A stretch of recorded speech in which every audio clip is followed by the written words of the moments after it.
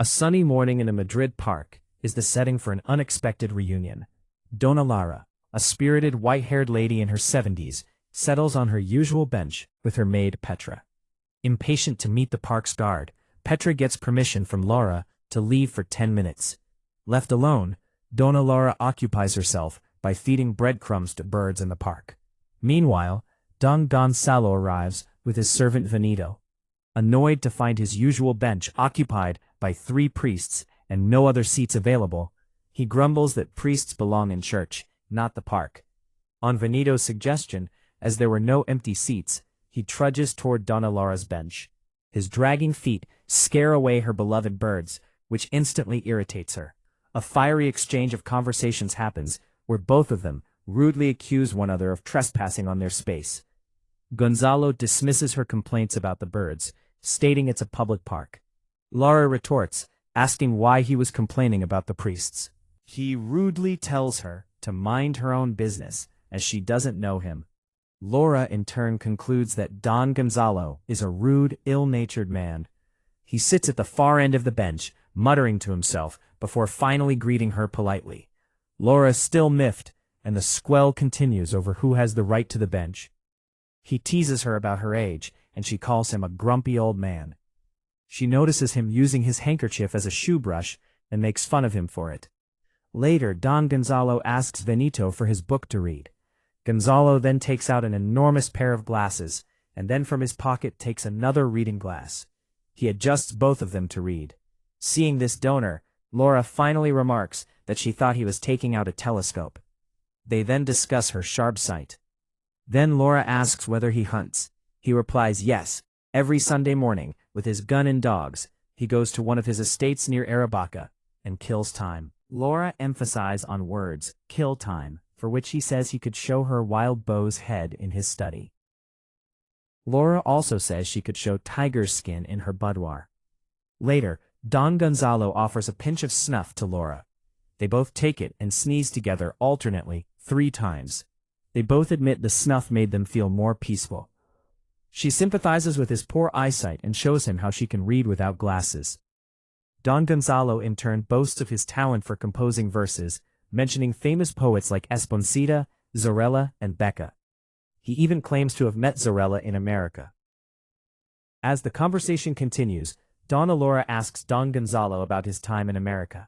He recalls visiting many cities and being a great friend of Campoamor in Valencia, his native city where he spent his early youth.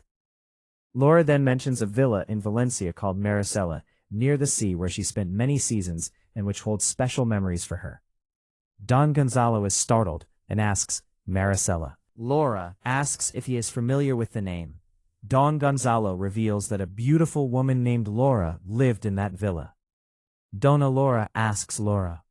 At this moment, they look at each other intently, beginning to recognize one another, but they choose to remain in their fabricated roles.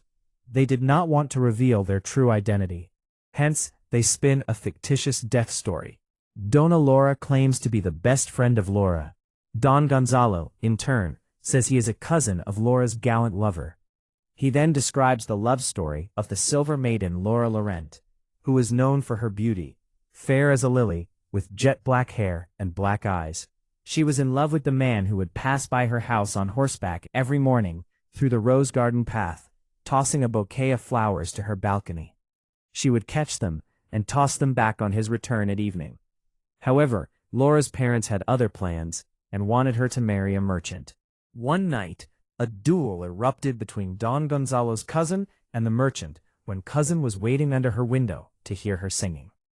The merchant showed up unexpectedly and insulted the cousin, which led to a duel in which the merchant was seriously injured. Fearing the consequences, Don Gonzalo at first took refuge at his house, as the merchant was a highly regarded person in the locality, and he fled to Sealy and then Madrid. He wrote many letters to Laura, but she never answered, as her parents had undoubtedly intercepted them. Despairing, he believed his love was lost forever. He joined the army, went to Africa, and met a glorious death in a trench, grasping the flag of Spain and whispering the name of his beloved Laura until his last breath. Dona Laura immediately knows this is a lie, but she plays along and fabricates her own story.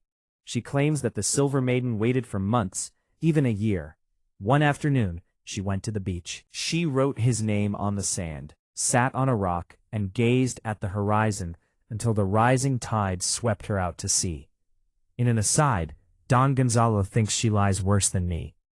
Dona Laura, in her mind, thinks, I will not tell him that I married 2 years later. Don Gonzalo, in his mind, thinks in 3 months I ran off to Paris with a ballet dancer. Both decide not to reveal their true identities.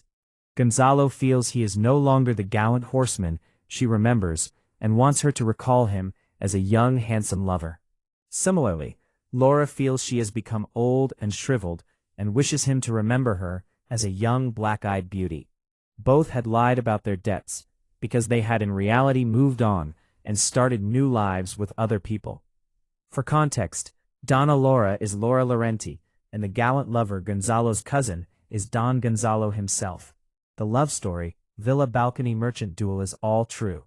After that, Gonzalo runs away from there, and both continue their life. Here, while speaking, they tell false death story. Later on, before parting from the park, promise to return to the park the next day. As they leave, Dona Laura drops some violets, and Don Gonzalo picks them up. They wave farewell and depart with their servants, leaving their shared past hygiene behind their new fictional stories.